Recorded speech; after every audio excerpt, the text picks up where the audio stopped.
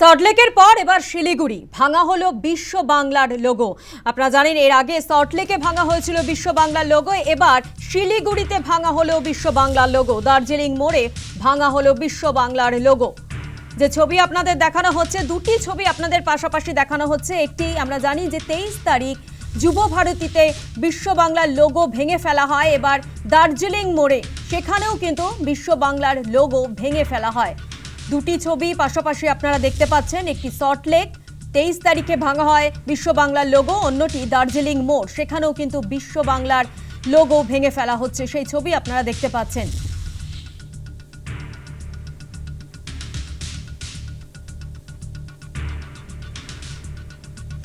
দার্জিলিং মোড়ে যে বিশ্ব বাংলার লোগো ভাঙা হলো সেই বিষয় নিয়ে স্থানীয়রা তারা কি বলছেন একবার শোনাবো আপনাদের।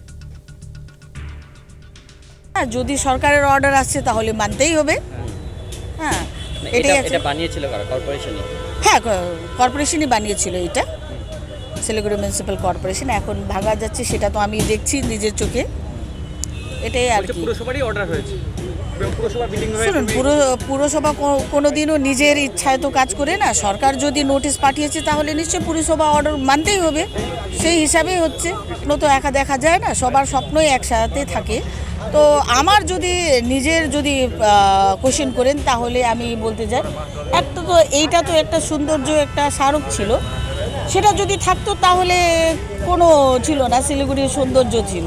এটা একটা বিউটিফিকেশন। আর এইখানে এনএচেরও কাজ চলছে, বোধহয় ওরাও নোটিফিকেশন করেছে, সেই জন্যই ভাঙাভাঙি। আমরা 29 তারিখে তেনজিং নোরগের জন্মদিন আছে, সেটা ইন্সপেকশন করতে আসছি। এটাও আমাদেরকে বলেছে যে খুলে দিতে সবগুলো, তো আমরা খুলে দেব। যুব ভারতীর সামনে মূর্তি ভাঙা নিয়ে কি বলেছেন প্রাক্তন মুখ্যমন্ত্রী মমতা বন্দ্যোপাধ্যায়, তিনি কি বলেছেন শোনাবো। এমনকি আমার খুব খারাপ লেগেছে যে একজন আর্টিস্টকে দিয়ে আমি করিয়েছিলাম, লোগোটা আমি এঁকেছিলাম। আপনাদের আমার উপর রাগ থাকতেই পারে, যেটা দেখে আমাদের ছোট ছোট ভাই বোনেরা, স্পোর্টস লাভাররা গিয়ে সেলফি তুলত, এবং ফিফা যে আন্ডার-17 খেলা করেছিল সল্টলেক স্টেডিয়ামে, তারা সেটাকে অ্যাপ্রিসিয়েট করে দিয়েছিল। সেটাকে ভেঙে উড়িয়ে দিয়েছেন নিজেদের নামে স্ট্যাচু করবেন বলে। নিজেদের নামে সারা কলকাতা স্ট্যাচু করে বেড়ায়। আজকে আপনারা করবেন, কাল ক্ষমতায় থাকবেন না, কালকে অন্য যারা আসবে একই পথ তারা অনুসরণ করবে। ওই আমরা তো এটা করিনি। আমরা তো লেনিনের মূর্তিতে হাত দিইনি, আমরা তো স্ট্যালিনের মূর্তিতে হাত দিইনি, আমরা তো চার্চিলের মূর্তিতে হাত দিইনি, আমরা তো শ্যামাপ্রসাদ মুখার্জির মূর্তিতে হাত দিইনি।